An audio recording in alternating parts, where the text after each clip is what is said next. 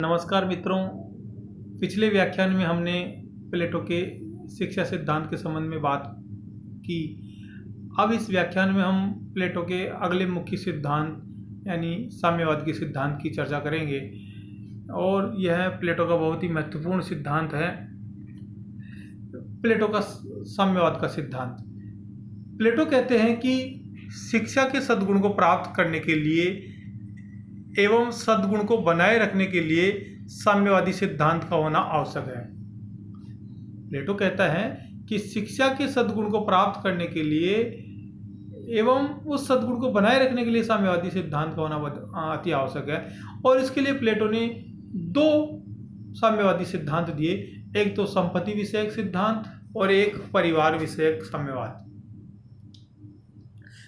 प्लेटो कहता है कि संपत्ति विषयक साम्यवाद के पक्ष में तर्क, ये बिंदु है।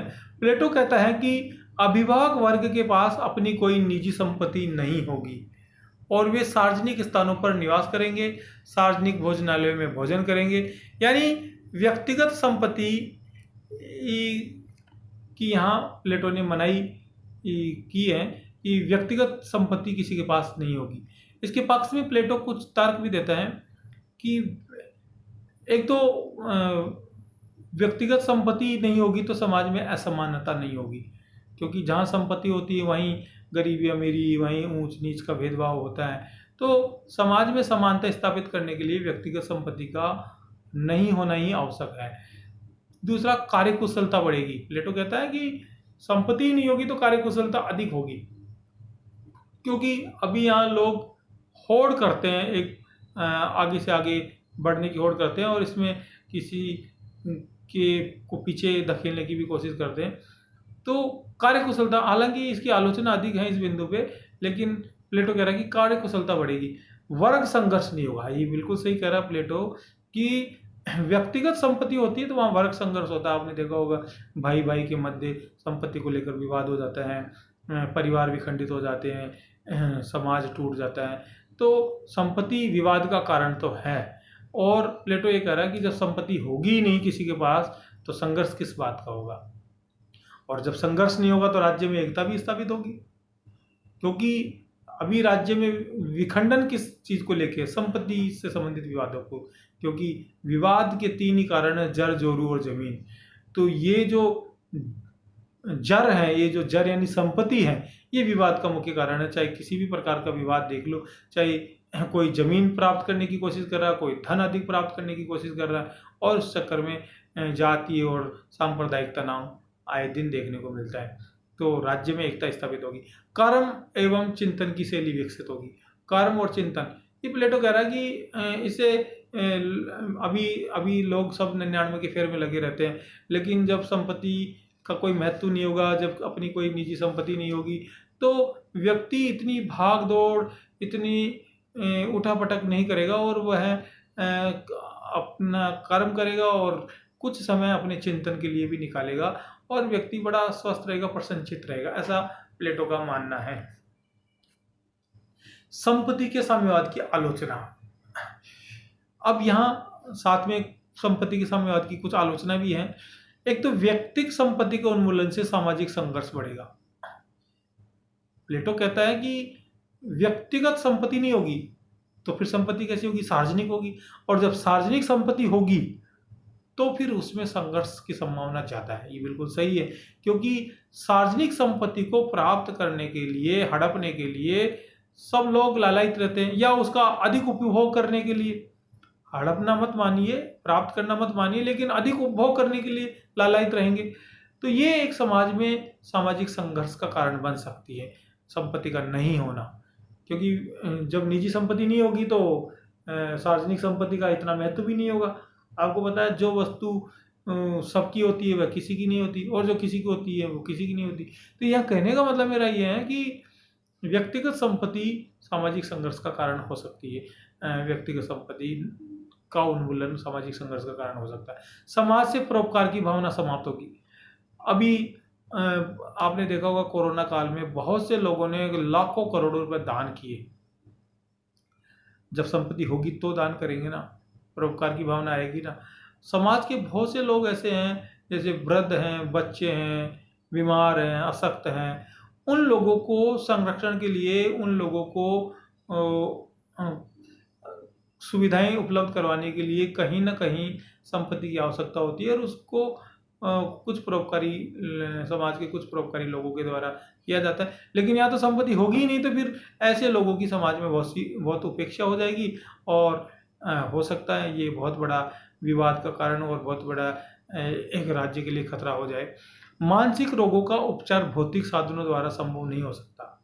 प्लेटो मानसिक रोगों का उपचार भौतिक साधनों द्वारा करना चाह रहा है, लेकिन ऐसा नहीं हो सकता, क्योंकि संपत्ति के उन्मूलन से कुछ नहीं होगा। संपत्ति से तो व्यक्ति में उल्टी क्रियाशीलता आती है, व्यक्ति कुछ करने की सोचता है, व्यक्ति आगे बढ़ने की सोचता है, और वो अपने कार्य में कर्मठता से लगा। लेकिन जब संपत्ति होगी ही नहीं, तो फिर वो काम भी क्यों करेगा, और व्यक्ति का सर्वांगीण विकास कैसे होगा? काम ही नहीं करेगा, नीरसता आ जाएगी, और नीरसता आ जाएगी तो उसके दुष्परिणाम आप देख ही रहे हो। आज भी समाज में बहुत से लोग निठल्ले घूम रहे हैं, और उनका भार दूसरे लोगों को सहन करना पड़ रहा है।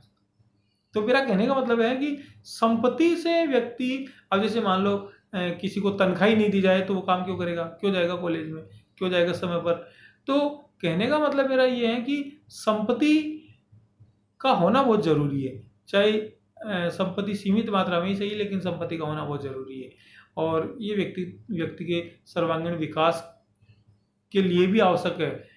संपत्ति का साम्यवाद सभी वर्गों पर लागू नहीं किया। एक बात और, कि उन्होंने संरक्षक वर्ग पर तो संपत्ति का साम्यवाद लागू किया, लेकिन उत्पादक वर्ग को इससे मुक्त रखा। प्लेटो कह रहा है कि उत्पादक वर्ग सीमित मात्रा में संपत्ति रख सकता है। तो उत्पादक वर्ग क्या लालची नहीं हो सकता?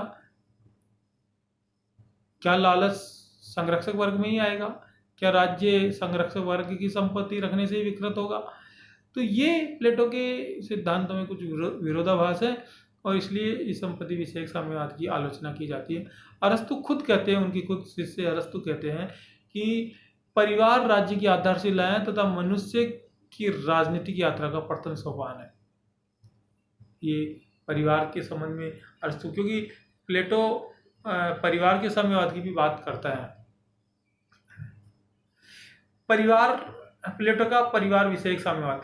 प्लेटो कहते हैं कि अभिभावक वर्ग का अपना कोई निजी या स्थायी परिवार नहीं होगा, ना कोई एक दूसरे का पति पत्नी होगा, ना उनकी कोई अपनी निजी संतान होगी, तथा बच्चे भी अपने माता पिता को नहीं पहचान सकेंगे, और उनका पालन पोषण भी सार्वजनिक शिशु गृह में होगा। यानी किसी भी व्यक्ति का अपना कोई निजी परिवार नहीं होगा। बार्कर कहते हैं कि परिवार के उन्मूलन का दिन राज्य की एकता के उद्घाटन का दिन होगा। बार्कर भी परिवार के उन्मूलन को अच्छा मानता है। हाँ, ये तो है कि कहीं न कहीं परिवार राज्य के विकास में और व्यक्ति के व्यक्तित्व के विकास में बाधा है, लेकिन व्यक्तित्व सकारात्मक पहलू भी तो है परिवार, इसकी बात हम करेंगे। परिवार विषयक साम्यवाद के पक्ष में प्लेटो निम्न तर्क देता है। एक तो व्यक्ति के पास पर्याप्त समय होगा। जब परिवार ही नहीं होगा तो व्यक्ति अपने आप के लिए पर्याप्त समय निकालेगा, वो चिंतन करे, वो सोए, वो काम करे, वो घूमे, वो कोई और राज्य के लिए आदर्शपूर्ण कार्य करे, या नवाचार से संबंधित कुछ काम करे, तो पर्याप्त समय होगा। राज्य की एकता में वृद्धि होगी, क्योंकि परिवारों के कारण लड़ाई झगड़े क्लेश का कारण है परिवार। परिवारों के कारण संपत्ति के विवाद होते हैं, परिवारों के कारण लड़ाई झगड़े होते हैं, परिवारों के कारण कुटुंब कबीले बन जाते हैं और फिर आपस में वो लड़ते हैं। तो प्लेटो ये कह रहा है कि अगर परिवार नहीं होगा तो राज्य की एकता में वृद्धि होगी, जनसंख्या संतुलन में सहयोग मिलेगा।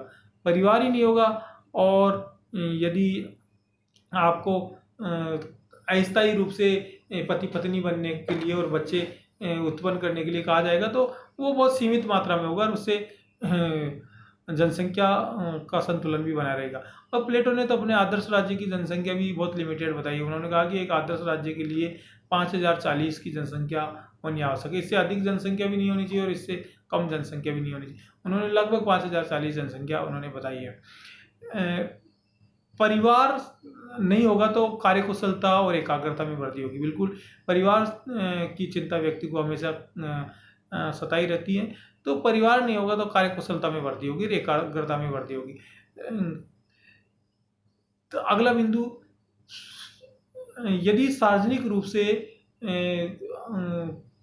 संतानोत्पत्ति की बात करता है प्लेटो, और वो कह रहा है कि इससे श्रेष्ठ संतानों की उत्पत्ति होगी। प्लेटो कह रहा है कि जो लोग स्वस्थ होंगे, हष्ट-पुष्ट होंगे, उन्हीं स्त्री और पुरुषों को संतान उत्पत्ति का अधिकार होगा, और दुर्बल संतान के लिए एथेंस यानी प्लेटो के राज्य में कोई स्थान नहीं होगा। श्रेष्ठ संतानों की उत्पत्ति होगी अगर श्रेष्ठ लोगों के और मजबूत लोगों के, हष्ट-पुष्ट लोगों का अगर आपस में मिलन होगा तो। परिवार विषयक साम्यवाद की आलोचना। अब इसकी आलोचना के भी बहुत से बिंदु हैं। एक तो राज्य परिवार का स्थान नहीं ले सकता। प्लेटो सब कुछ राज्य के अंदर, राज्य के नियंत्रण में करना चाहता है, लेकिन जब व्यक्ति को कभी कोई दुख होता है, जब व्यक्ति के ऊपर कोई संकट आता है, तो राज्य नहीं आता उसके पास सबसे पहले उसका परिवार खड़ा रहता है। तो परिवार होना बहुत जरूरी है, और इससे परिवार विषयक साम्यवाद से सर्वांगीण विकास संभव नहीं हो सकता, क्योंकि सर्वांगीण विकास बच्चों का परिवार में ही होता है। बच्चे कुंठित हो जाएंगे यदि सार्वजनिक शिशु गृह में बच्चे रहेंगे, तो कुंठित हो जाएंगे, और उनका सर्वांगीण विकास कैसे होगा? ये तो प्राकृतिक न्याय के विरुद्ध भी है कि एक बच्चा अपनी माँ के पास ज़्यादा स्वस्थ रह सकता है, ज़्यादा उसका अच्छा मानसिक और शारीरिक विकास हो सकता है, बजाय सार्वजनिक शिशु गृह के। तो कहने का मतलब ये प्राकृतिक न्याय के भी विरुद्ध है, और परिवार में व्यक्ति का, बच्चे का सर्वांगीण विकास होता है, न कि परिवार के बिना। राज्य परिवार का ही वृहद रूप। एक तरफ तो प्लेटो खुद कह रहा है कि व्यक्ति का वृहद रूप है राज्य, और दूसरी तरफ प्लेटो ही फिर इसका खंडन करता है। तो परिवार का बहुत महत्व है। परिवार से कुटुंब, कबीले, कबीलों से समाज, और फिर समाज से राज्य बनता है। तो परिवार खुद राज्य की एक कड़ी है, और उसी को प्लेटो तोड़ने की बात कर रहा है। तो यह अनुचित है, अतार्किक है। इससे बच्चों में मौन विकृतियां उत्पन्न हो जाएगी। अगर परिवार नहीं होगा तो दूसरे पर, क्योंकि रिश्ते नातों की पहचान ही नहीं होगी, और वैसीपन और एक दूसरे को नुकसान पहुंचाने का एक लालच, तृष्णा, घृणा, अपनी ताकत का गलत इस्तेमाल करना, इस प्रकार की मनोवृत्तियां बच्चों में विकसित होगी, क्योंकि बच्चों को रिश्ते नातों की पहचान ही नहीं होगी। कौन मेरा भाई है, कौन मेरी बहन है, कौन मेरा दादा दादी है, कौन मेरा मम्मी पापा है, क्योंकि रिश्तों के दबाव से भी व्यक्ति का मानसिक संतुलन रहता है, और उसके लिए परिवार होना बहुत जरूरी है। परिवार विषयक साम्यवाद पशु जगत के समान। अब पशुओं का अपना कोई परिवार नहीं होता, पशु जगत में परिवार की कल्पना नहीं की जाती, और वो सिद्धांत प्लेटो मनुष्य जगत में लाना चाह रहा है, जो बिल्कुल अनुचित है, अतार्किक है। क्योंकि पशुओं का अपना कोई परिवार नहीं है। पशु कुछ समय के लिए साथ रहते हैं, फिर उनके बच्चे होने के बाद में वो उनको छोड़ देते हैं, और फिर अपना जीवन वो स्वच्छंद विचरण करते हैं। लेकिन मनुष्य के साथ ऐसा नहीं हो सकता। मनुष्य में भावनात्मकता अधिक होती है, मनुष्य में लगाव ज़्यादा होता है, मनुष्य में आत्मीयता अधिक होती है। तो उसके लिए परिवार होना बहुत जरूरी है। यह समाज के सभी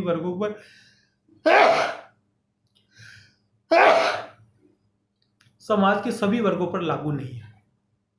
यहाँ भी आलोचना की जाती है प्लेटो के सिद्धांत की, कि ये जो प्लेटो का परिवार विषयक साम्यवाद है, ये सभी वर्गों पर लागू नहीं है। इसमें भी संरक्षक वर्ग को वंचित रखा गया है, और उत्पादक वर्ग को इसमें छूट दी गई है।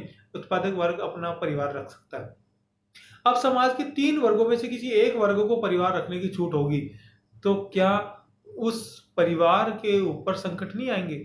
वो परिवार अपनी बच्चों की, अपनी स्त्रियों की मान मर्यादा का किस प्रकार ध्यान रखेगा? तो ये प्लेटो ने बहुत सी मौलिक बातों को अपने चिंतन में छोड़ दिया। तो इस प्रकार प्लेटो के परिवार विषयक साम्यवाद की भी अपनी आलोचना है।